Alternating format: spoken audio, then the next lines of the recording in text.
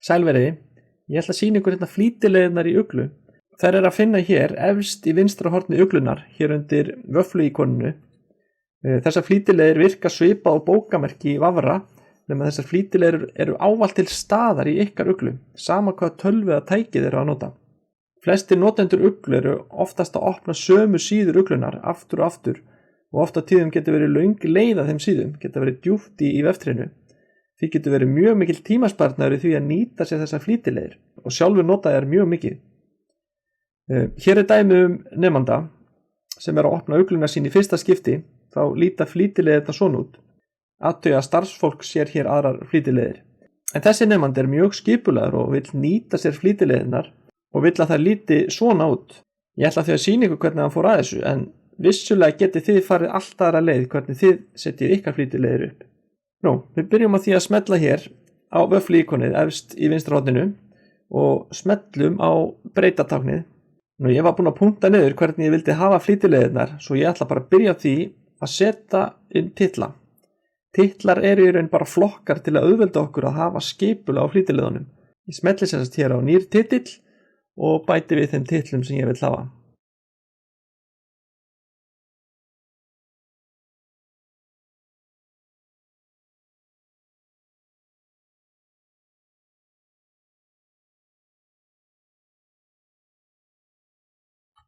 Nú ég komið með flokkana, en nú sé ég að hér eru síður sem ég vil kannski ekki hafa sýnilegar í mínum flýtileiðum, þannig að ég ákveð að bæta við einum flokki til að hafa gott skipulag. Seti inn titilinn ekki sýnilegt. Þetta ger ég vegna þess að þær flýtileiðir sem eru sjálfgefnar í uglu ekki hægt að eyða en það hægt að fela þær. Og til þess að þær flýtileiðir sem ég ekki að nota sé ekki að flækjast fyrir mér, og tek ég haki hér út í sýnileg, eins og til dæmis Canvas og English og Gegnir og Moodle og hvað var það fleira sem ég ætlaði ekki að hafa. Svona, og svo ætla ég að færa ekki sýnilegt hérna alveg neðst. Og tek hakið út hér þannig að þessi titill heldur ekki sýnilegur. Og svo færi ég þessar síður sem ég vil ekki hafa sýnilegar, færi ég hérna neðst. Þetta ger ég bara til að það sé ekki að flækjast fyrir mér. Mun að smella á vista og þá ég komið með þetta svona. En það eru nokkrar síður í uglu sem ég vil setja í flýtileiðirnar. Einfaldasta leiðin að fara á síðurnar og smella hér á bæta síðu í flýtileiðir.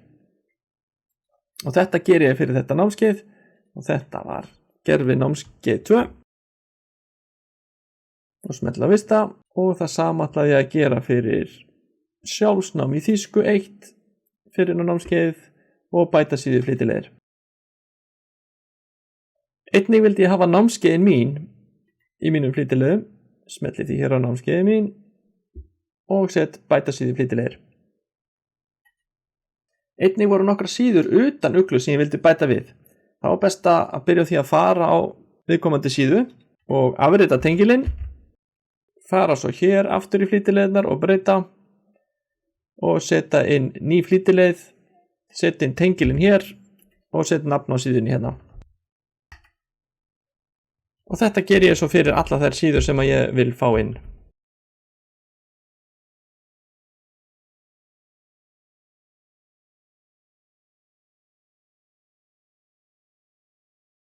Og þá ég búinn að setja inn allar þessar síður sem ég vil hafa í mínum flýtileiðum. Þannig að ég sé að ég hérna inni á breyta þeim. Þannig að nú fer ég bara í því að raða þessu upp á réttan hátt með því að draga línunar upp og niður.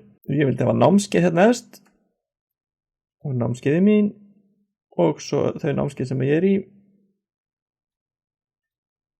Þar fyrir neðan vildi ég hafa samskipti.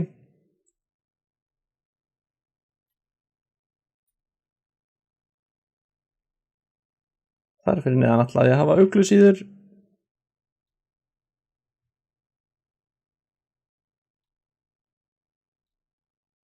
Og svo loks aðra síður.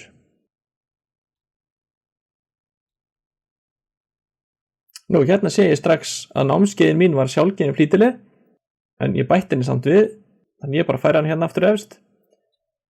Og hérna get ég þá eitt þessari síðu sem ég sett inn. Þetta vissulega sama síðan, en óþarf að hafa hana tvisvar.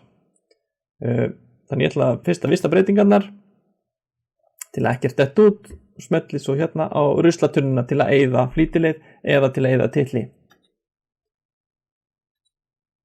Og þá lítur þetta svona út og ég sé hérna er ég með 2 titla sem ég er ekki að nota.